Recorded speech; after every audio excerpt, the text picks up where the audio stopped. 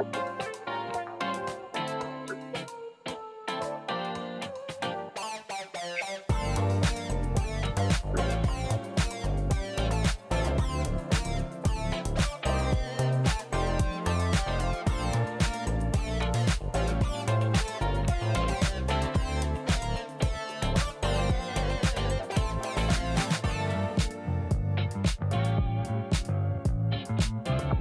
table is crooked. The computer won't sit still. All right. You're good.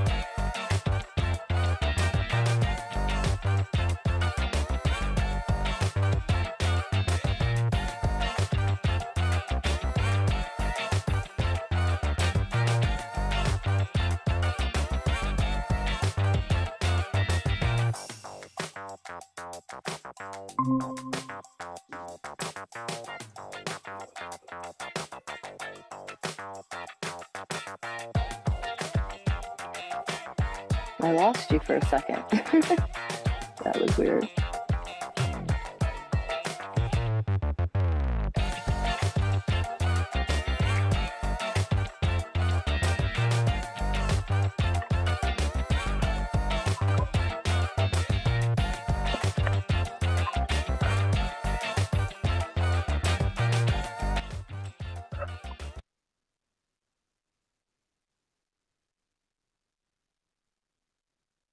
Good morning, good afternoon, or good evening, wherever you're joining us from around the world. Welcome to Web3 Warriors, episode 86, featuring Kathleen Bonsall, an actress, artist, photographer, amazing creator, and a longtime advocate of the NFT community. And I think back to early 2021 in Clubhouse rooms, and I remember hearing Kathleen's voice, and it's really great to be able to chat with you, Kathleen, and have you here for a conversation. Welcome. How are you doing today? I'm doing great, David. Thanks for having me. Yeah, it's been a minute. It's been a long minute, right? A couple of years. It's fun. So welcome everyone to Web3 Warriors. I'm your host, David Karoma. I go by Chrome in the metaverse. And today we're going to be talking about collecting and creating art on the blockchain in the form of NFTs, and really just how we see the industry, the market evolving, and how we find the experience of both collecting art on the blockchain and creating art as an artist, as a creator who's looking for new avenues of revenue and opportunity in this interesting creator economy that's really being built on the blockchain. So as beyond just kind of simply creating and collecting NFTs, you know, there's a lot of discussion around the state of the market right now. And like some people saying, quote unquote, NFTs are dead. We have others who are still pushing forward and creating, you know, interesting use cases for NFTs. But nobody can deny that the market is a little bit quieter and has, you know, gone down in size since kind of the height of late 2021 or early 2022. But we are also seeing, as I say, a lot of artists that are still kind of pushing forward and making a way for themselves and creating revenue for themselves, and even new artists that jump into the space and are able to sell their photography on the blockchain or their artwork, or even create kind of bigger projects around it. The one area that maybe we haven't seen as much adoption more recently is in the PFP kind of conversation, which are profile pictures, and the idea that, you know, you sell 5,000 of them or 10,000 of them to really create revenue for your project, and then, you know, have a lot of promises for those 5,000 or 10,000 collectors or people who have purchased those. I think that part of the industry seems to be a little bit on the way out, maybe, or less attractive because of so many people that kind of got burnt with a lot of big promises, buying into these PFPs only to have them go down in value and be worth nothing. So it's a lot of conversation around that, and I think it depends on where you fall, on where you see the use cases for NFTs, as to whether you think, you know, the NFT market is going to recover, or whether it's worth it, or whether, you know, there is a future on the blockchain and in this digital space. So I think Kathleen is a really great person to have for this conversation, because you have collected quite a number of NFTs, as I saw on your OpenSea page. You know, you're at around almost 300 or so, kind of similar to myself, proud collectors on the blockchain. But you've also created a lot of really amazing NFTs. We're going to be walking around your spatial gallery, where you've got some really cool photography and artwork on the walls here of your space in the metaverse. So kudos to that. That's really amazing. I want to hear about your thoughts around why you've created a gallery in the metaverse. But maybe before we dive into your experiences in the space, could you just share a little bit about your background and what brought you to Web3, and then we can chat about NFTs and where they're at right now. But welcome again. And yeah, what brought you to Web3? Thanks. Yeah, so it's a funny story. You know Ash Cooper Kearns. Familiar. And I knew Ash Cooper Kearns when she was 12. And I saw her on Facebook. You know, I just have a small group there. It's all family and old friends. And she kept sharing stories about crypto, and I kept going, what is crypto? What is this? And I haven't seen her in years, and I came across an old photo from my son's birthday, and she was in the picture. And I sent her this photo and said, I don't know if you remember me, I'm Brian's mom, and I thought you might like this. And then she invited me to Jack's in Newport Beach and said, oh, if you want to learn more, come to this thing. So I went and saw her. I hadn't seen her since she was 12. So this is June of 2021, or 2020, 21. And so she invited me into Clubhouse, and that's how I met you, and every other person was in Clubhouse. And I believe Kane Mayfield was at that Newport Beach thing. And I joke with him all the time, like, how did I not meet you? There was only like 50 people there. We were all there together. But that sort of began it. And what was fascinating for me in the beginning was I had already had an art studio in Boulder, and I was already doing art. And it had been a lot of years, like, where I had moved a lot, and a lot of my stuff had been stolen by an auction company. I have this, you know, everyone's got their art stolen story, right? So I had that too. But I'd also been doing creative things, like for my ex-husband's business, and I had, in the 90s, I had already been doing digital art and learning to design in Photoshop. So I was doing just bits and pieces of everything. So the NFT space for me was a way to go, okay, I can use my photography from the 80s, my digital art from the 90s. I started painting in 2000. I got my degree in creative writing, but then I went back to school for art. And so I was just saw a way of incorporating it all into something I could put in my computer, and sold photography and things since I began, and the PFP things. So I was exploring all the avenues with it, and that I really love, you know, like combining it all. And then writing, you know, being able to curate your own poems and stories with your work, For sure. and have the control over the whole creative process. I love that. Yeah, that's really cool. And how do you think that that background, as someone who's run an art studio, shout out to TP, we've had on the show before. She was talking about her experiences running a studio, in where she's from. How do you think that's kind of influenced the way you move in the NFT space? Like, do you think that you have a different view of the industry, like art on the blockchain, compared to maybe a lot of us who just kind of came in and really got excited about the technology but didn't really have that kind of art background, that art studio background? How do you think it's kind of influenced you, the way you kind of move in the space, if it has? Well, when I say art studio, I really just mean my own studio, my home. But I was also doing local fairs, raising funds for the fire department and things like that. So Okay. I just started selling my art and prints back in, I guess that was about 2008, 9. I started doing that locally before moving back to LA. So, but I also, just experience in the television industry, art, running a business, designing a house, building all the creative stuff. I think for me in the NFT space, I've learned to sit back and listen a lot to how things are moving. And like you say, by the way, I probably have way more than 300 NFTs. A lot are in the hidden.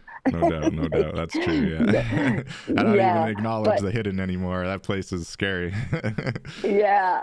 But the thing for me is to know what you know and don't know. And there's a lot I don't know. No doubt. So as far as the blockchain and the math involved, I have this calculia that affects me reading the blockchain. So that is the hardest part for me. So I like to listen to everybody that understands all that and make all my mistakes before I go minting. I've learned, because I've done it.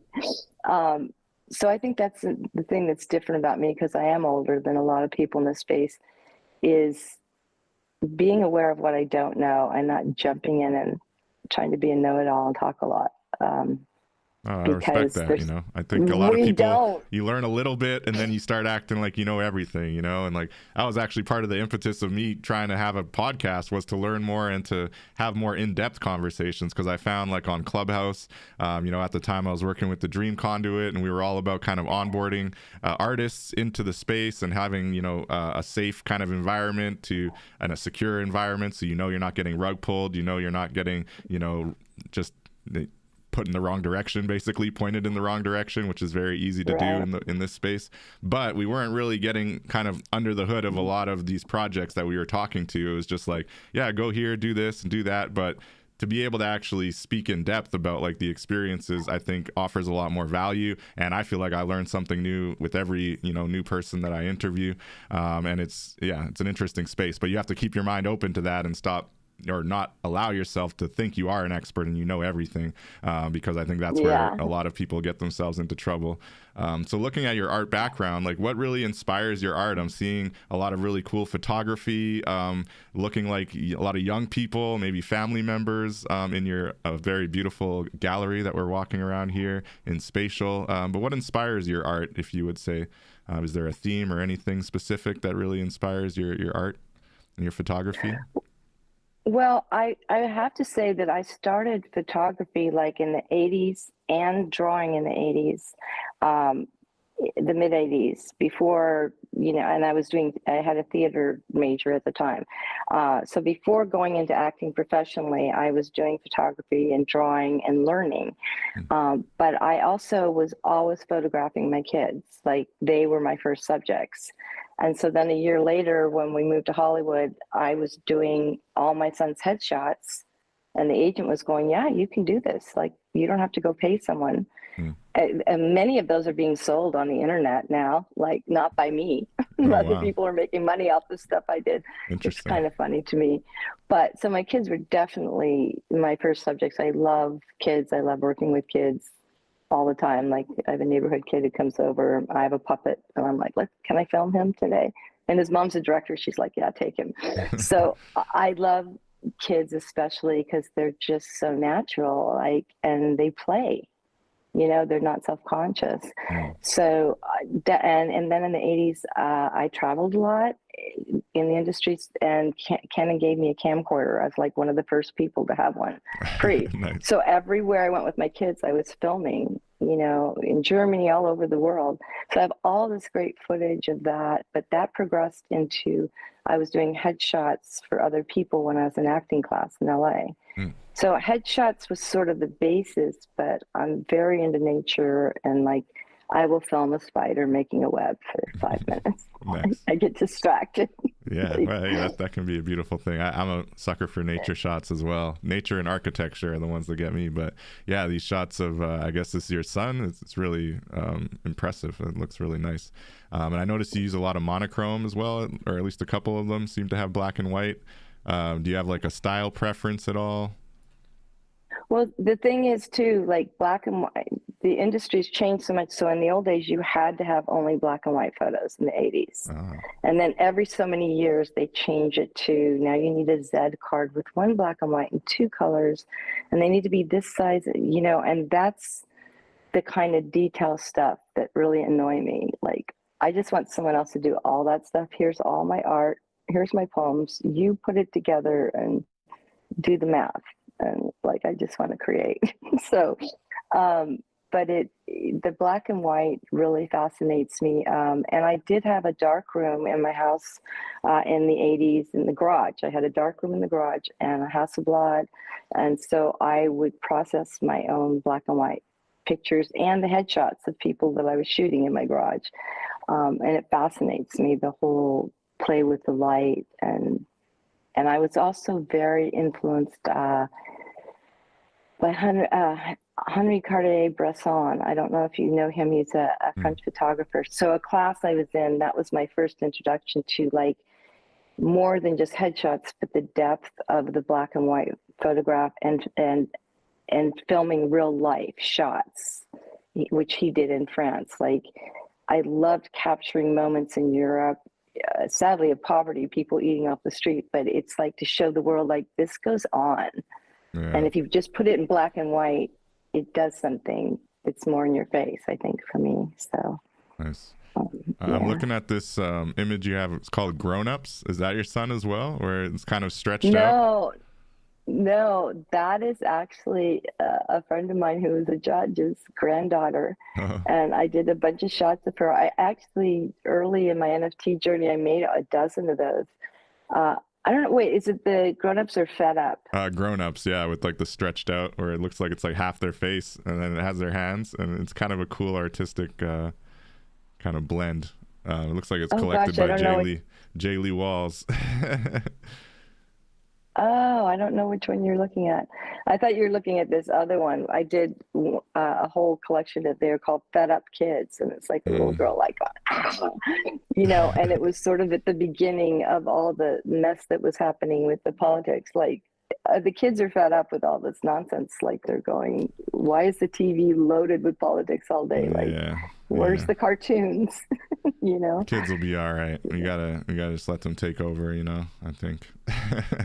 No, it's just a cool piece of art, and I do love how you kind of incorporate kids. The youthful innocence is always nice. So looking at like the other art that you have here, where it's, I don't know if it would be qualified as abstract or just a little bit different. There's that witchy warrior, and there's a few other pieces along the wall here that look like they're kind of, I don't know if they use AI, or there's infinite wanderer. What are the other art pieces that you've created that are not photography? Do they always incorporate some element of photography?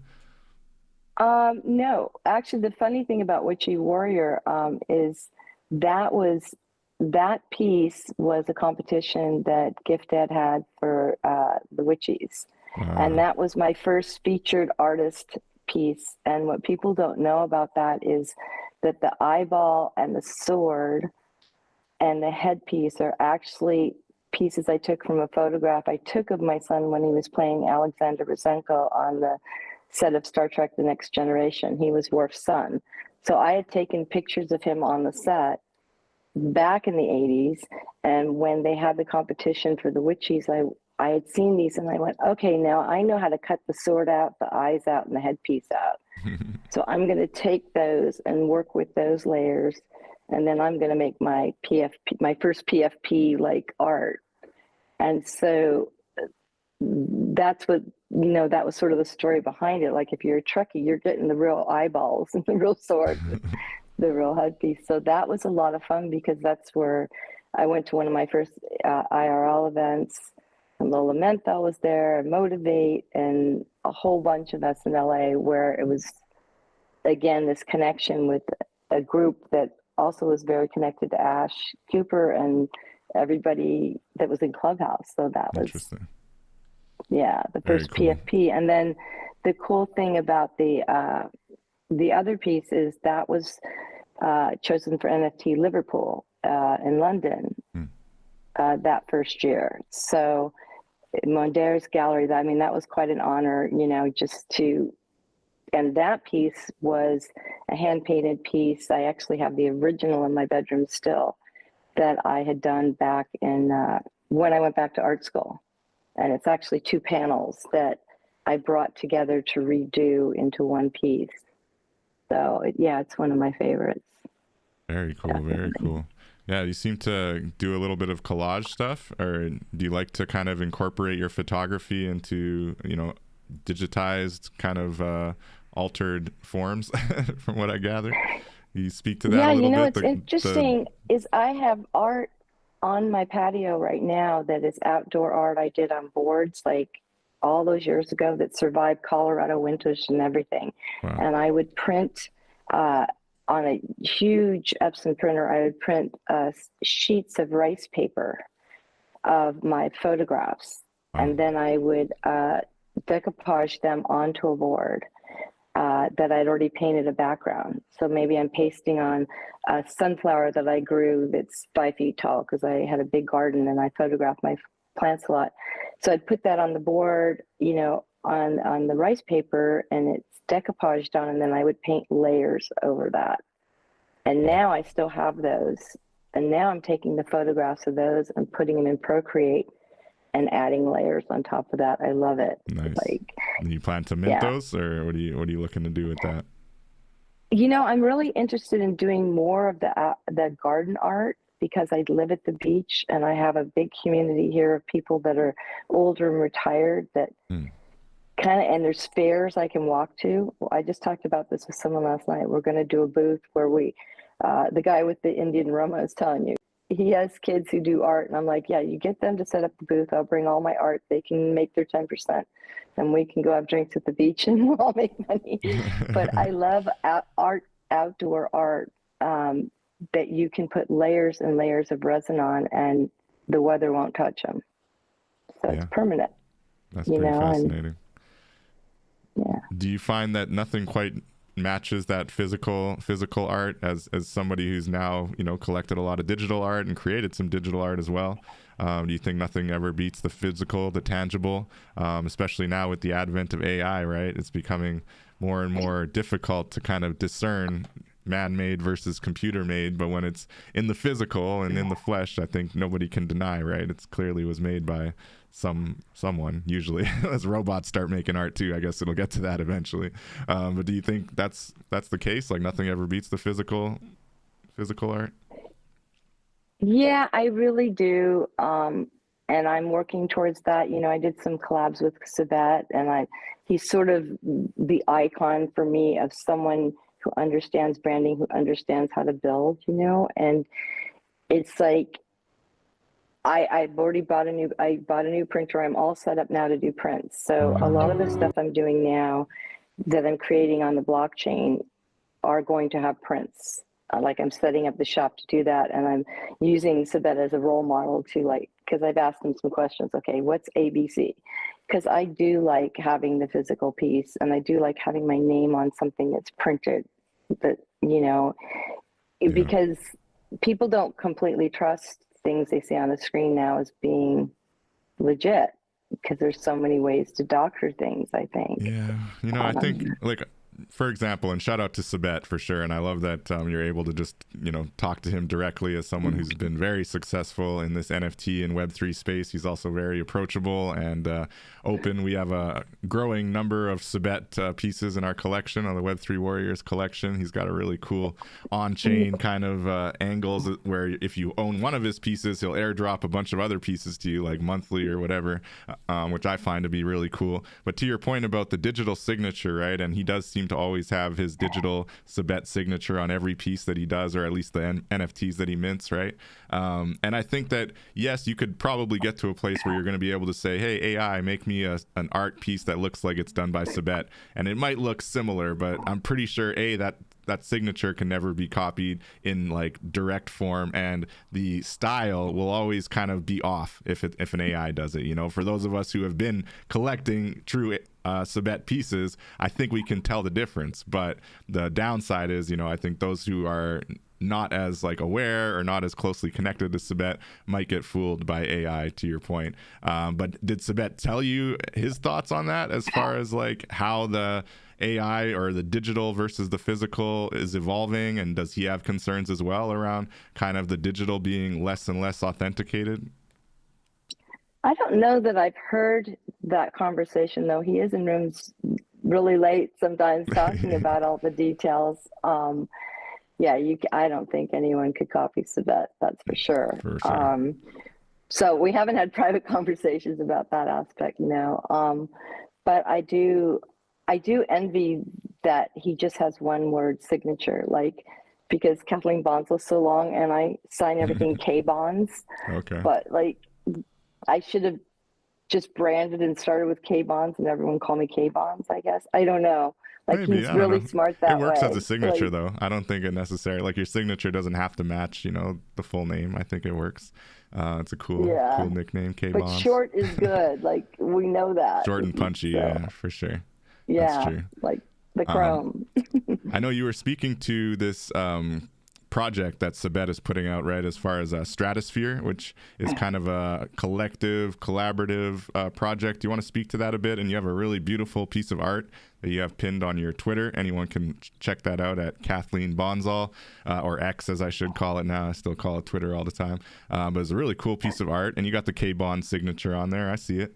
So what are share a little bit about the project first of all, and then maybe you can walk us through how you created this specific piece of art. But what is Stratosphere, and what are you hoping to get out of that? So Stratosphere is a gallery that Sabet had set up in New York and NYC NFT 22. And a lot of us submitted to that, and I got to be part of that. That's where the spatial gallery, honestly, I set up the spatial gallery the week before we went to New York, and I'd never done anything. And still don't even understand it completely. But we all had to have the spatial gallery to be a part of Sabet's thing. So we did that, and then Searchlight invited me to do a roundtable there and to present some of my art, which was really great. So many of us were there, JJ Weinberg and Katie Chicanas, and it was really special to be a part of that in Times Square, and then also to have my work in the Stratosphere Gallery with Sabet. And then this year, he's moved to Layer Z is setting up the site for us. We put our work up there, and then we're minting on Base. And this is all submissions to be a part of Sabet's gallery NFT. And well, I guess it's Miami. It's starting in Miami. But then I believe it would go to New York as well.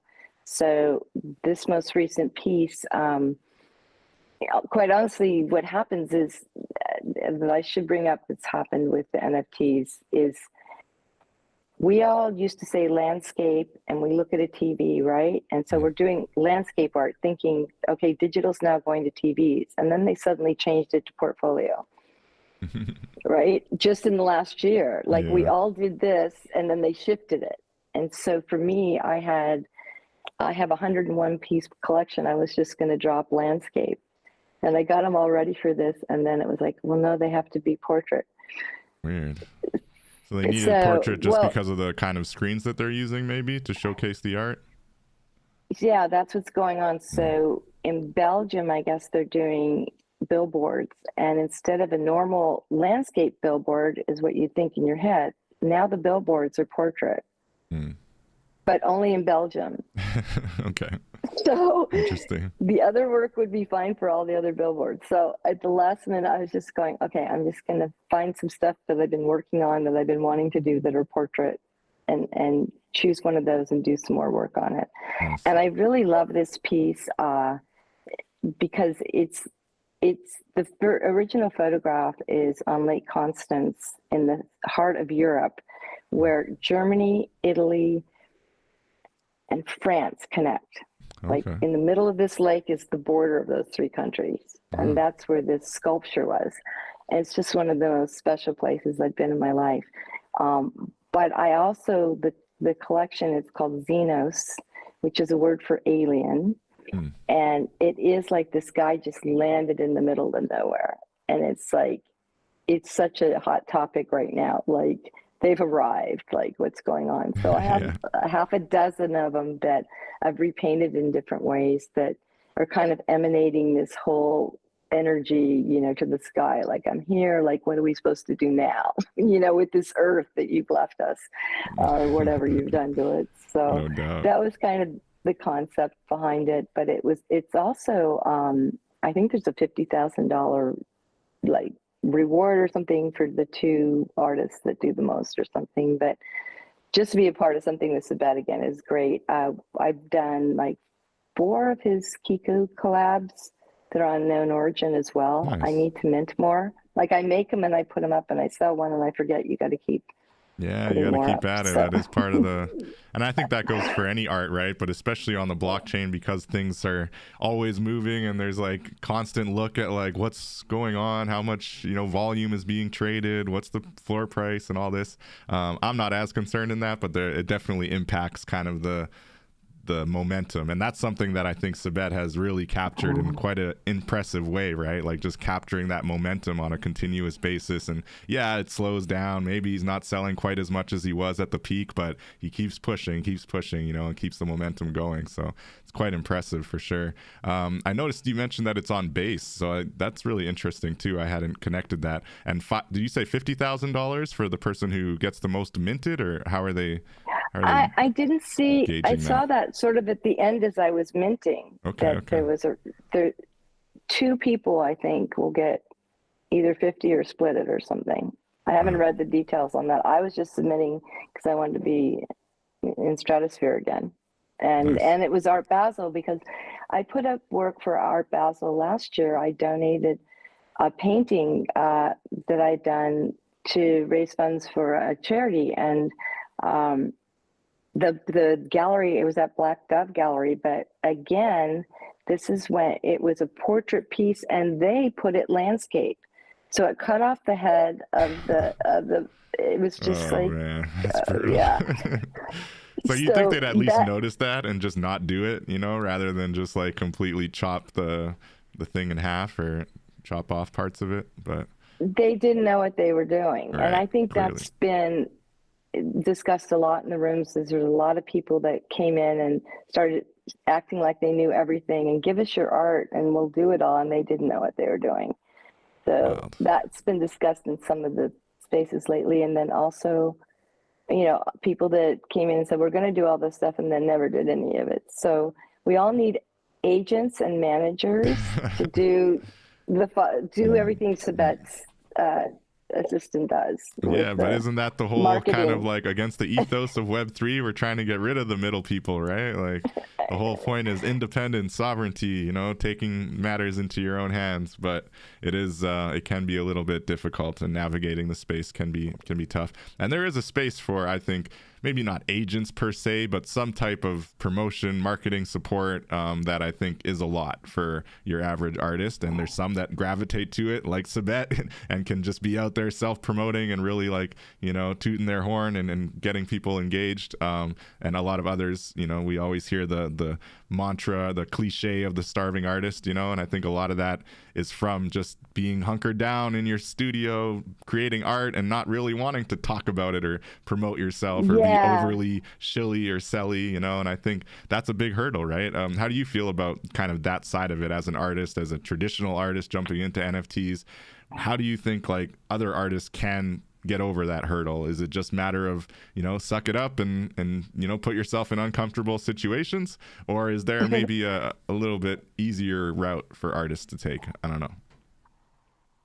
Well, I really loved what we were doing in the Dream Conduit and even in the Discord and supporting each other that way, because it's really interesting. Like, I love acting and being on a stage. I hate curtain calls. Like, coming out and bowing, I don't want to look at anybody or make eye contact. It's very weird. And my son's kind of the same way. And he's been on, we're up there, we're a character, but then I want to be one-on-one with you. I don't want to have 300 people looking at me. It's, the fourth wall does something, right? And the art rooms are the same way for me. Like, and also growing up in a big family where it's like, don't brag about yourself or we're going to hit you. Like, it seems like they want us to talk about how great we are. And it goes against the grain of everything I was raised to be, like, no doubt. You know, be humble. Yeah, it's tough. So I think what the rooms have really, you know, it's wonderful when there is a group and you are being featured, other people say the stuff for you so you don't have to brag about yourself and be uncomfortable about doing it. And I do think that's a big hurdle. So at the very least, as an artist, I don't feel like my art is something great about me. I feel like it's something that comes through me. And it's the same thing I felt when my son was an actor and people would say, oh, he's so cute, he's so talented, blah, blah, blah, blah. And it was like they wanted to give me credit for what he was doing. Even though I am the one who taught him everything, he was doing the work. It was his deal, right? And then even with him, I didn't want him to be like, oh, I'm so great. Yeah, it's like this thing comes through you, enjoy it and experience it and then let it go. Right. There's a value in staying humble for sure.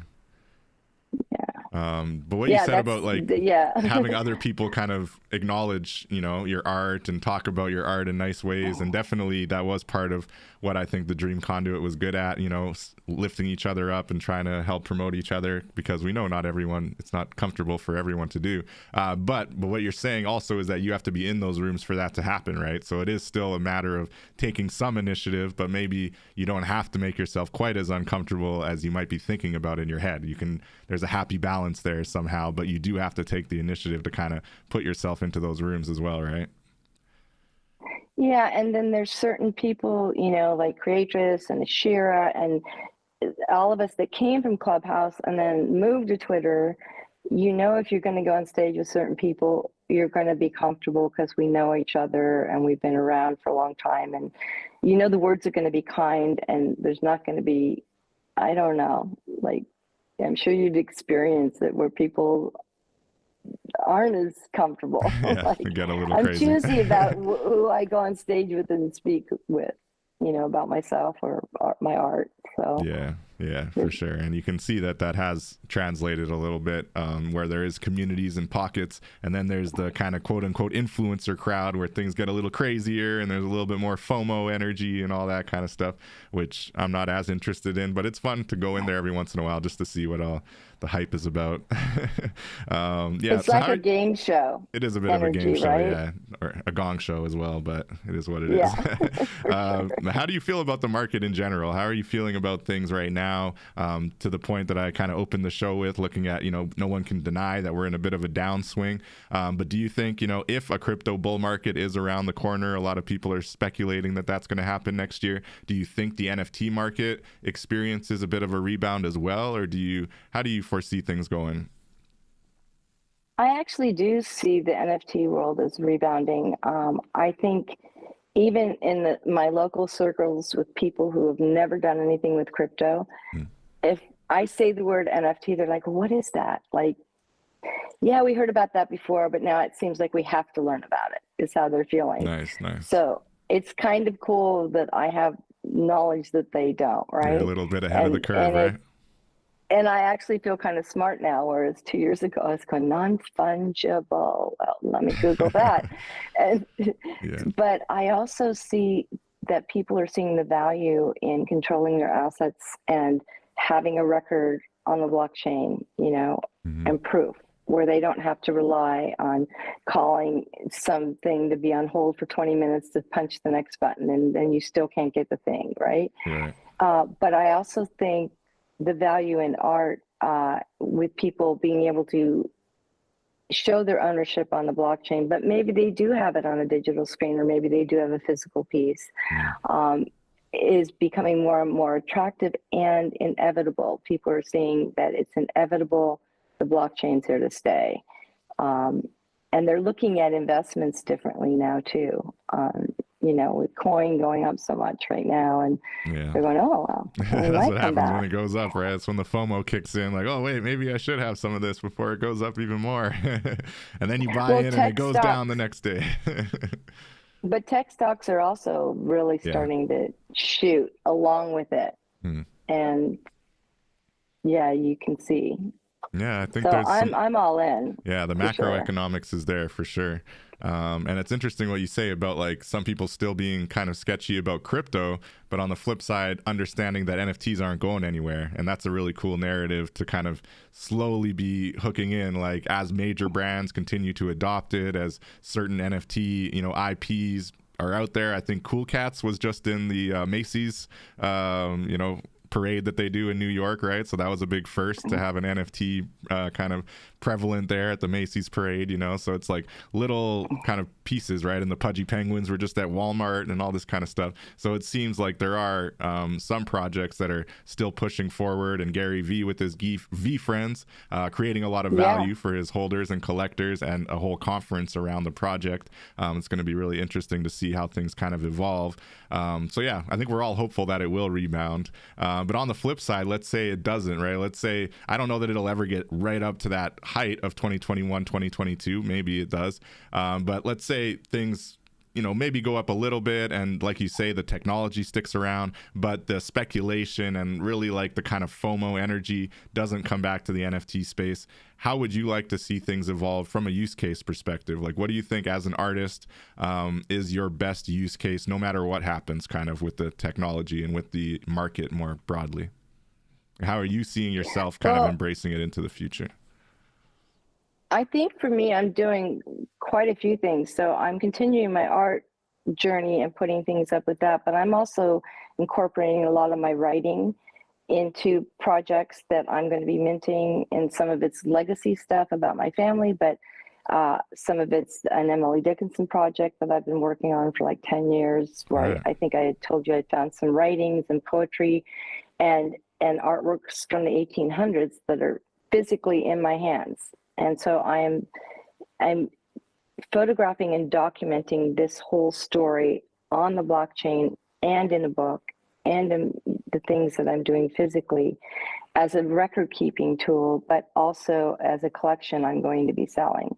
So I like being able to plot it out and plan it, and see it myself, and then put it there in concrete the way I want it, right? So I'm looking at it in all different perspectives, but I really love the historical facts being minted, whether it's to make money or not. They can't be burned. Like, I have books that the French government banned that would have been burned if a copy wasn't in my hands. So I want that up there. Because freedom of speech and everything, like, I don't think anything should be burned. Everyone should be able to decide if they want to see it or not, Yeah, for sure, so for sure. Same with artwork, Yeah, on the provenance piece and the idea of like basically creating an immutable time capsule, right? So if you put this literature on the blockchain, like you say, something that was banned by government, whatever the case might be, once it's on the blockchain, it's there forever, and you can refer to it, and you can send that link to anybody anywhere on the globe, and they'll be able to see it as long as their governments haven't, shut down their access to free internet. So that's a really, really important piece, and I think we always kind of like to bang that drum of immutability, because it is important, having it be everlasting and being able to actually capture like a snapshot in time. So could you give us a little bit of background on that Emily Dickinson kind of scenario that you have right now? You have some poetry from Emily Dickinson, right? Well, in 2010, I opened up this box, and I was living alone in Utah, and my ex-mother-in-law had given it to me many years before. She had found it in her basement attic in New Jersey in the 70s. And Wow. she says, "Oh, you're in art school now, and you're an English grad, and maybe you want this stuff I found in my parents' house." And Murray, who gave it to me, was born in 1920. She's passed on now. But I opened this box that, I'd had trinkets around my house from this box, and the little books were in my guest room. And I was going to sell the books because they were so old, I had to unload my library. And I ended up finding writing in the 3 out of the 4 books. And they were poems from Emily to Kate. They were dated 1877 to 1881. I had studied Dickinson a lot, like starting at age 13.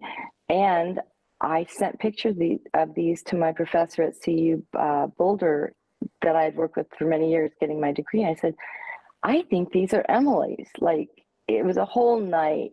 I won't go into the whole story, but anyway, she connected me with someone, and then at the University of Maryland, who was the head of humanities, and then I got involved with all these people, and so they asked me to write an article for the Emily Dickinson Journal, which was published 2015, about one of the books. So I have 3 of them and 3 poems, and then I have a 4th book that is from 1804. It's called La Guerre de Deux, which is War of the Worlds, in 10 chants.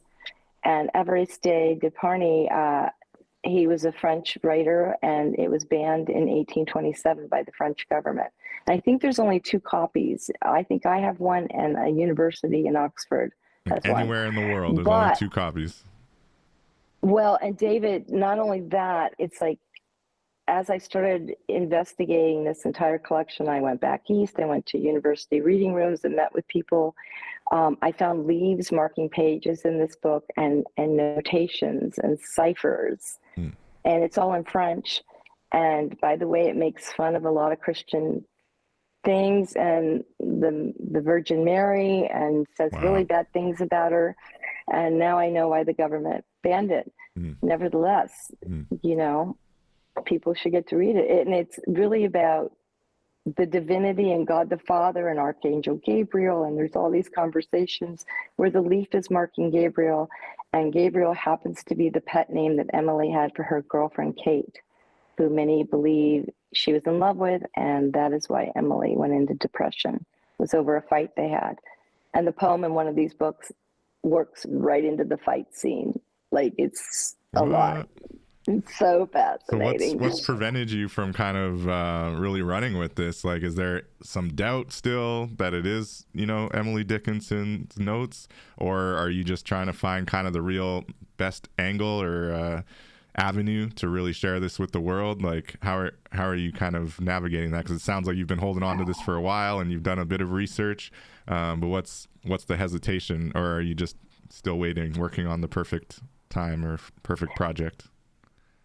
Well, there's also a book of drawings that an artist did. So it could be this Kate girlfriend, or it could be someone that lived in that house. And I've traced everyone that lived in the house. So there was a Kate that lived in the house, and yet her family traces back to Amherst, where Emily's from. Like, I've traced families. The thing that was fascinating, though, is the artworks. Whoever this woman is, like, they match some of Dickinson's poems, like a Gabriel. Robin is a Gabriel. There's a thing of the Gabriel, and they're dated. And they're so interesting to me because this woman was also a poet, and I have her memorial booklet.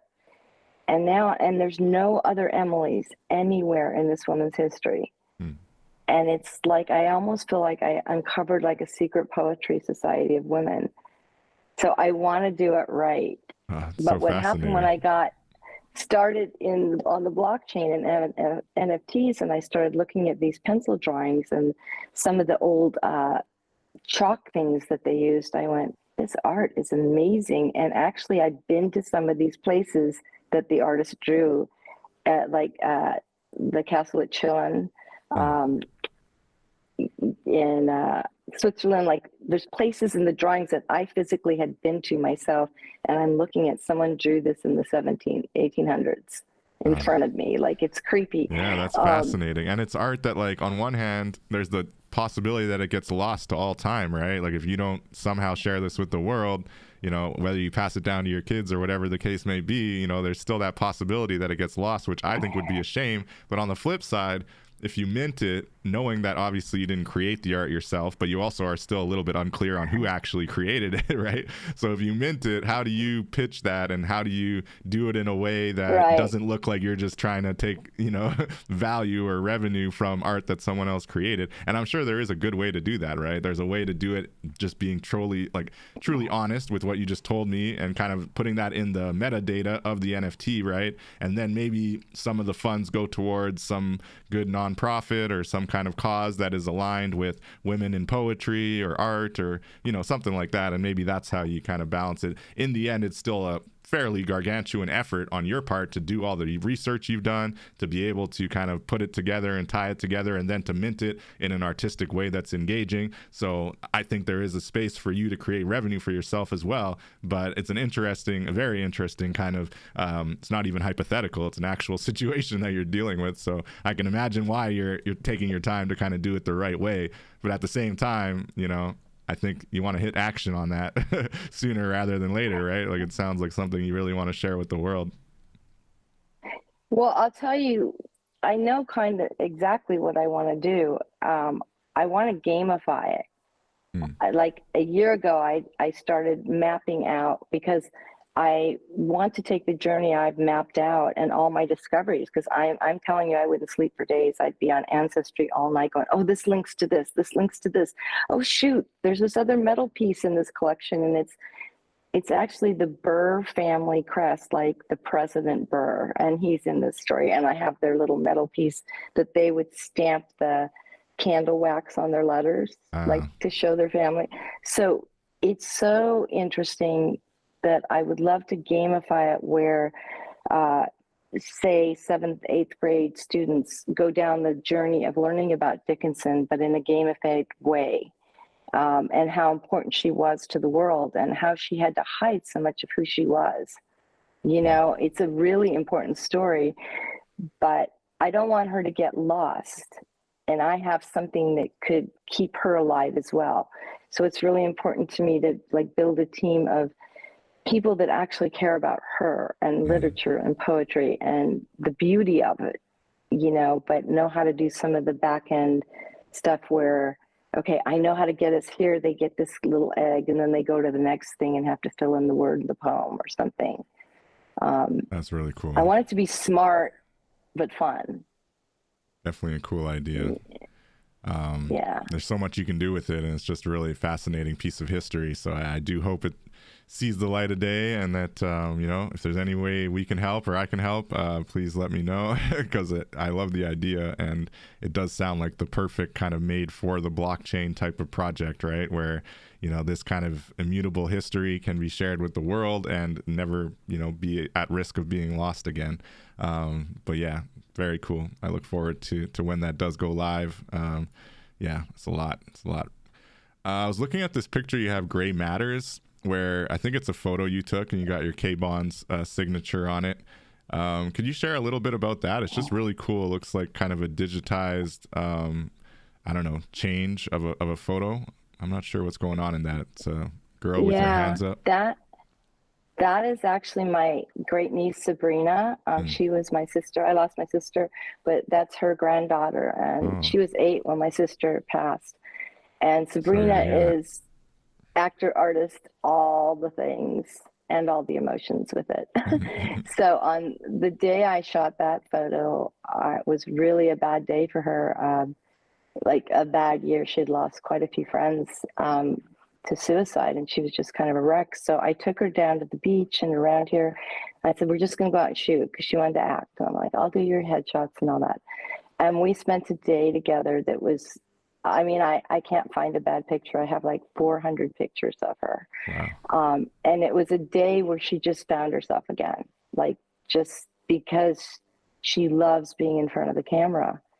And just like my son, though, like she loves that, but then I don't want to be on stage where I have to talk to you on stage. She needs the fourth wall. The camera's that for her. Right. And so it's really important to me. And the poem that I wrote about it is really about the day that we were at my sister's service and just how lost she was talking to me, her great aunt, when she was 8. And so part of it was I wanted her to see that, if you just escape everything and you get with nature, you realign with yourself. And she did that day, and it really helped turn her around. But I have so many photographs of her that I've brought into playing around with an AI now, because she's a perfect figure and she's a dancer. And so her whole body moves like art anyway. So she's just a natural. And then I draw her a lot. Like I take the images and I learn to draw different poses from using her body on my Procreate. Don't tell her that part; she'll get mad. No doubt. But she's a piece of work. Don't send her this episode of the podcast. Then she'll never know. Yeah, no, that's awesome though. It's really cool. So you got a bit of a muse, family member, as a muse for you. Yeah. And looking at this ethereal girl image, you familiar with this one that you've created, where it's got a little eye of Horus on it, and it's just got very kind of interesting abstract art, and I used it on we used it on the episode art for Web3 Warriors as well. Can you give us a little bit of explanation? There's a really cool description too. It says, in darkness she finds scriptures of gold, music of ages, sing to her soul, Sega City pearls drop from the realms, blocking out streams from material worlds. It's very esoteric. Yeah. Thank you. What's interesting about that is the 2 biggest pieces I ever did, and they're in my office now, but they were 40 by 60, 2 panels, and it took me a year to paint them. I had them on my basement floor, and I would just go down there. I had big tarps, and I would just roll things on one day, and then the next day I'd splat stuff, and I got very into textures and all that. And those particular pieces got damaged when I moved from Colorado to Utah, and then I repainted them for veterans. I'm a veteran as well, and they had a national art festival. So I re-scraped and repainted those for this, and won first place in the whole country for mixed media, which was a great boost for me, because I kind of lost my studio stuff and had to move and was starting over, and then people ripped off my stuff. So it's like, but I have this, and I redid it and I won. So I took, when I started in the NFT space and starting to realize I could take pictures of my art and then mess with it digitally, I took pictures of that painting and started redoing them. And I started twisting them into all these shapes. So those are all photographs of an acrylic ink. It's acrylic, inks, oils, it's everything. And goops of all, and sand I put in it, and all kinds of it. I just like to play like a kid. And did you I just digitally twist it like that, where it seems like twisted? Okay. Yeah, and then the other thing about, I think it's sagacity is the word. I'm trying to remember what it means now as I wrote that poem. But I loved finding all the little shapes. Like Sabet does his little drawing things. Like I've been writing funny little scripture shits, and I was a child. I don't even know what it means either, like he does. Because I think you know the story where he had been writing all this stuff. I think it was in Japanese, and he didn't even know it meant stuff, like till someone told him. Right. But, no. Yeah, I think I remember him saying something like that on Clubhouse way back. Yeah. It's sort of like you're born with these hidden meanings that you don't know come through you. I like that. So when I started putting those pieces together, I just started seeing shapes of wanting to fly through space, of, like be free from all of it and be part of the net. And, we're just in it flowing. No doubt. So, no doubt. Yeah, it was sort of like a way to go trippy, and do something spacey. It is a bit trippy. And sagacity, I would not have pronounced that right, so thanks for correcting. I thought it's Sega City, but I'm gonna have to look that up now. It's a new one for the vocabulary. It's not Saga City or Sex City, it's sagacity. Sagacity, I like it. I want to give a shout out to Amy and K-Bot in the chat. Appreciate you dropping in. If you got any questions, we're going to be winding down shortly, but definitely feel free to ask any questions or feedback in the chat. Appreciate you hanging out, and that goes for anyone in the chat. As we wind down here, I'm walking around in your metaverse gallery. How are you feeling about the metaverse more broadly and kind of the use cases around it? Do you see a future where artists like yourself are like everyone's going to have a digital gallery basically that they just kind of can easily share with people to experience their art? How do you feel about the metaverse conversation and whether or not it's being adopted, or we're waiting for quote unquote mass adoption, as some people say? How do you feel about the metaverse these days? Well, I feel like in some ways it's kind of over for me anyway, because I think it's a great place to show your art for sure. I'm always going to have a gallery up in the metaverse. But I think the days for me where we have our stuff in there and we all show up with our avatars and there's 20 of us flying and we're trying to figure things out and talk about our art. I think in the future that could be, fun for collectors to be able to shop. But I don't think it's going to replace the in real life experiences of going to galleries completely. But I'm also not a gamer. And Right. I'm a different generation. So I think part of the stuff that doesn't attract me to want to spend hours in there is I'm not a gamer. But it has been a lot of fun. Like a lot of the events have been really fun, seeing everyone that we know in there, and the displays have been amazing. So I don't think it's going away, but yeah, so it's here to stay, but maybe not quite as engaging and exciting as you once found it. And to your point about being a gamer, I think that's a fair point. We definitely come from a bit of a gaming perspective here on the show in general, and I myself personally do view it that way, as far as NFTs basically bringing value to the digital world that us gamers were already heavily immersed in, right? And so I think that those of us who have been walking around in digital worlds or spending hours of time hanging out in digital worlds, it'll be a much more kind of awesome option, I think, as opposed to others who maybe don't see it as like a fun thing to just like run around in a digital space and look at pictures and art, and be able to kind of sell the art through there. Have you dabbled at all in kind of like 3D asset creation or wearables, or are you interested in kind of that side of the NFT market? Have you looked into that at all? Yeah, I actually designed some wearables. Like, it's sort of like the year before COVID, I had a whole t-shirt and towels and things that I'd already designed that I was going to do in Printful. Like, I was doing a bunch of stuff, and then COVID hit, and I was actually writing this whole TV series about the Dickinson stuff at UCLA, and then COVID hit and everything canceled. And then I got into NFTs, and it's like, started doing art, so doing it all. But as far as the metaverse, I do want to say, I think the learning curve, was another factor for someone that's not a gamer. Whereas if you're a gamer, you just walk in and you do W, you do S, you go here, you do, right? Yeah. So once you get past that, like, it makes it all worthwhile. But the learning curve is different. Definitely. Yeah.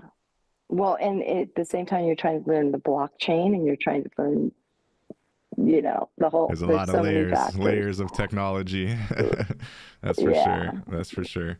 And do you have kind of like a favorite use case? Like, to your point about the provenance, do you think that kind of timestamp aspect of NFTs is kind of the best use case for NFTs? Or, as an artist, being able to sell your art on the blockchain and then have other collectors buy and support you to gain revenue is another kind of use case. Are you aligned to any one use case kind of the most, or you're just really interested in all of the possibilities there? Do you have a kind of favorite use case for the NFTs? Well, I would definitely say provenance is really important to me, because I am like older, and it's like, I can leave what I want there and no one can change it. Right. So I can leave my truth and you can't change it. Never. Right. And I don't know that anyone else in my entire family knows how to do this other than me. So it makes me feel powerful. Nice. So I like that. But the idea of actually selling things, yes. Like, I mean, I've sold quite a bit of my photography, on the blockchain, and it's meant a lot to me, because I had sold paintings and things before, but I had done headshots, but I had not thought about selling my art photography. Right. So I definitely see it as a great avenue for selling things and making money as well. Um, Awesome.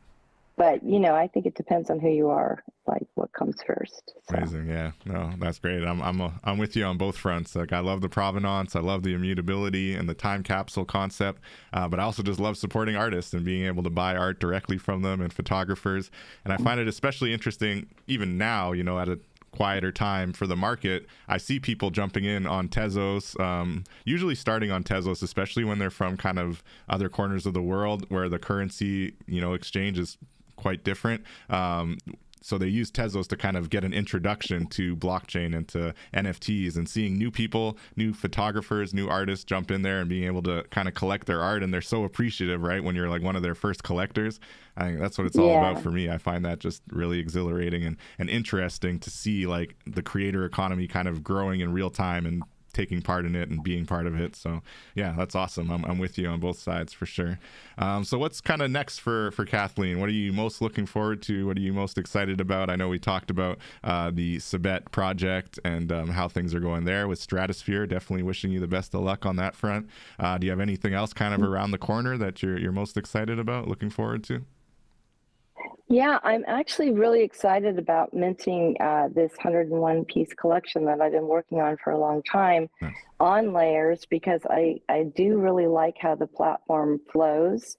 It was really, once I got it, easy to upload my work and it looks fabulous. I don't know that much about Base, but everyone seems really excited about it. So why not? And is Layer all in Base? I'm not familiar with the platform that much. It only does Base NFTs on there? Yeah. Okay. Like you mint on Base, but it's only $1. So it's really reasonable, and a ton of artists have just jumped on, and Cebet sort of set this all up. So we know if we go with Cebet, it's going to flow. Yeah. I kind of trust all that and invest in that strategy. So, but they are all landscapes. We're back to the landscape. Well, it's anyway. Yeah, billboards are now portrait, not landscape, I guess. Depending where you go in the world. But anyway, I'm going to mint those. It's a really important collection to me because they all started with a drawing that I did in 1985. In that same class I was talking about, I was studying photography, and Man Ray, the photographer, and this drawing I did of one of his pictures in that class is still in my bedroom, but it's been up my house all these years. But then I I found the drawing, in an NFT space, unloading stuff. I went, oh, I found this, I'm gonna redo it. And Nice. I just, the story behind it is what's very fascinating, because the woman who posed for all these, Kiki Monteparsanan, I gotta learn to pronounce her name. She ended up homeless at 51, dying in the streets of Paris. She made him famous. Like, there's all these women that made all these men famous, and then the women die young, starving, and her mother threw her out because she posed for the photos and stuff. So this is the 100th year anniversary of her death. So I really wanted to do something about her to make people aware, like, this is still happening. Wow. So she was the subject of a photo series way back, and like you have the photos, and now you're kind of doing renditions of them, or how are you adopting this? I did. So while I was in that class about Henri Cartier-Bresson, who I was so fascinated, who took photographs of people in the streets, I studied Man Ray, who was a photographer in the 1920s in France, and he did all black and whites. Okay. And she was one of his most famous models, but she had been like a 14-year-old girl who posed for him. And because she was half naked, her mother kicked her out in the streets, and disowned her. But then she became like a singer, dancer all over Paris, and very, very famous. And he got very famous and got all the kudos. Right. And she ended up a drunk, dying early, starving, and all that. So it's just a very common story with starlets, that started way back then, but it still does happen, where she made him famous, but she got nothing. The models, right? I mean, in the end, it's like, I feel like models are more appreciated, and I mean, I'm sure this kind of thing still happens, but they have more sovereignty and ability to really stand up for themselves and demand, some value, some revenue from this artwork when it goes gangbusters. Yeah, that's really, that's wild. So speaking to the kind of literature that you put on the blockchain, do you think that telling those stories of these women and people who have had these experiences is also part of what you're looking to do kind of as you mint this project? So it's going to be 101. Do they all have that one model in it, or are they different? They all start with the original drawing I did from the photograph. Okay. So the drawing I did in 1985 is the original layer. And a lot of my photograph, some in frames, but just redid in all kinds of different ways. But I do notice I have a theme through kind of all my work. It's either about women or children, women's rights. And I also am very into spirituality. I've studied all different kinds of religions, and I think they're all wrong, but they're all right too. There you go. Yeah, so that's the human contradiction, right? Yeah, but I like to raise awareness, and also with my poetry and things, just sort of right on the slant, as they say Dickinson did, where you read something and go, wait, what is she saying? And then you have to think about it, like sagacity. It's a new word to look up, but I love the craft of words as well, working the words with the art and having them flow together, if that makes sense. So, but yeah, definitely. Women and children, and don't forget where you came from and who paid the price so that you could have power in this world today. That's what's up. Women like her. Well, that's really cool. I definitely, please keep us posted when your Layer NFTs drop. I will admit I have not collected anything on Layer yet, and I'll have to take a look. I just went to their site and got a bit of art showing on the screen right now, and they do have a lot of really cool art, a lot of AI art in there as well, it looks like, but a very cool kind of compilation. And it looks like they have some Avalanche they support as well, but yeah, really cool. New marketplaces, I'm always a little bit hesitant at first, but Sabet's on there, a few others that I'm already collecting are on there, then it's got to be decent. Speaking about Sabet on another platform, though, I know you did mention this before we went live. Revel, so REVL.xyz has been making waves over the last few weeks, right? And Sabet, I think, is leading the charge when it comes to artists on that platform, really doing well and creating a lot of revenue for themselves, but also for the platform, frankly. How do you feel about Revel, and do you think that it's a good kind of introduction to digital art trading and NFTs, or any thoughts on that? I do think it's a good introduction, and again, I'm not a gamer, so I'm a little frustrated with it. But I think I have 100 collections of mine are minted now or something. Oh, wow. Packs. Yes, one was taken down. They didn't like some word I used. I don't know why, but that was a bit of a turnoff for me, because I thought it's going to be just like this open, let's have fun, be free. Right. And apparently someone didn't like it. So I'm rethinking Revel right now, but I have a ton of Sabets. I need a unique. It's messing me up. I will give you several rares for one unique Sabet, because they're $5,000. I think only Sabet can give out unique Sabets unless someone else has it, right? You got to talk to Sabet. As much as I've promoted him, he better give me one now.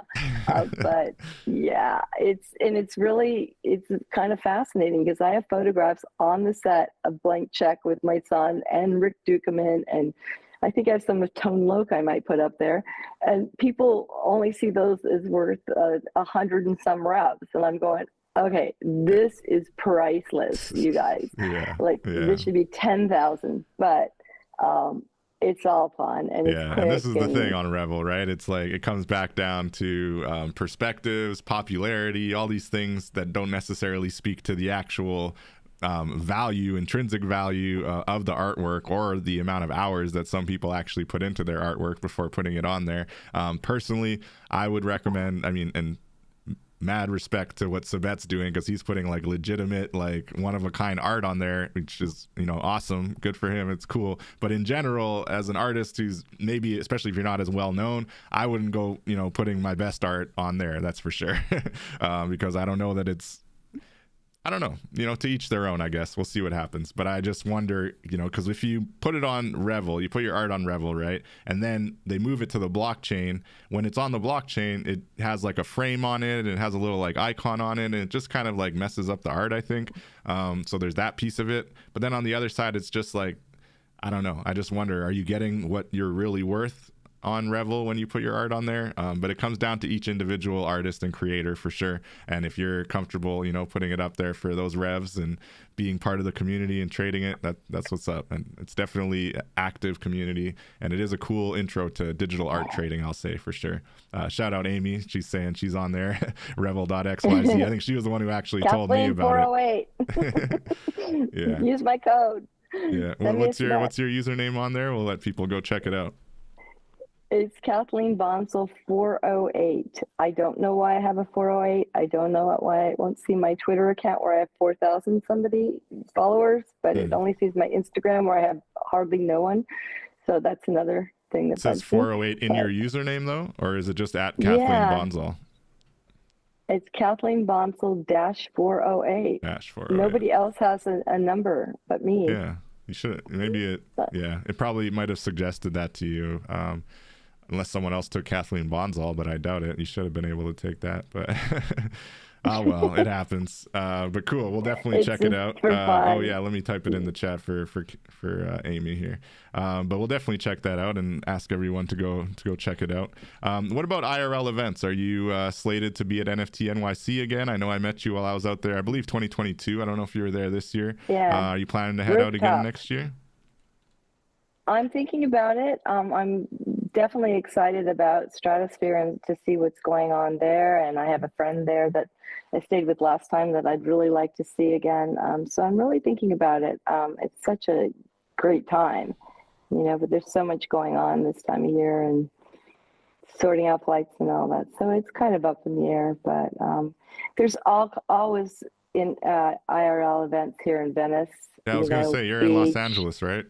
Yeah. So, you know, you're one of those corners, those rare corners of the world that actually have a lot of really cool, exciting NFT projects happening. I feel like LA and Toronto and maybe Vancouver, maybe Montreal. That's because I'm in Canada, so I know about a few Canadian hotspots.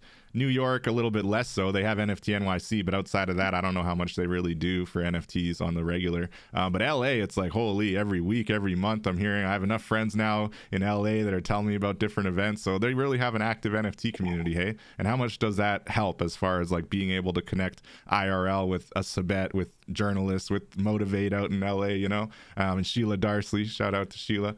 So being able to connect with all these awesome people from the community, how does that influence you and kind of help you as you continue to kind of work as an artist in Web3?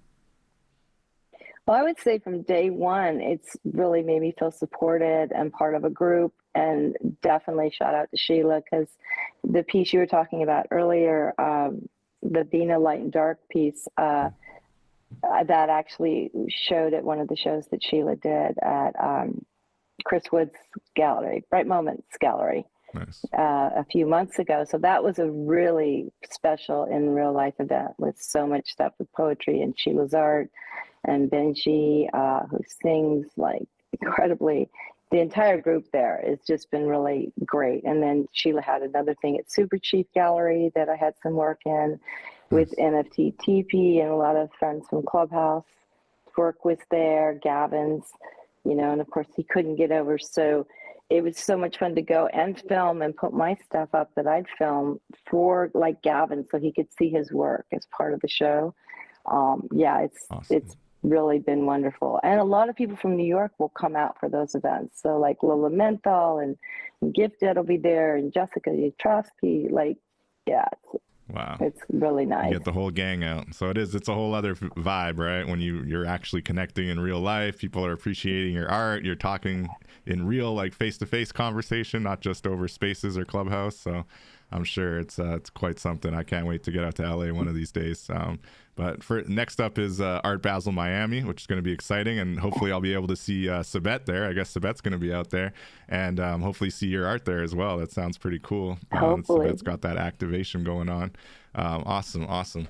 Well, we've covered a lot of really good ground here. I appreciate your time, Kathleen. Is there anything else you want to share with us before we wind down here? No, I just want to say thanks so much. I mean, I'm really glad we got to meet in New York before doing this. And of course, we've talked a ton before, but Sure. you know, you just made it really comfortable. And it's really fun that we know all the same people and we've had so many of the same joint experiences, because it makes it a lot easier to just go with the flow, right? That's So what's I up. really appreciate you. Yeah, that's what it's all about. And I think, you know, we do talk to people from outside of kind of the Clubhouse and Twitter NFT community as well, a lot of blockchain developers and things like that. But I always like to take the time to connect with the real artists that I've been talking to since I started in Web3 and NFTs. And anytime I have the chance to sit down with anyone, I always welcome it. So appreciate you agreeing to sit down for an interview. I really look forward to sharing this with the community, and also, you know, continuing to connect, hopefully at NFT NYC. Hopefully we can connect there. And I guess until next time, we'll catch everybody in the metaverse. Thank you to everyone in the chat and everyone else. Peace out. Take care. Peace out.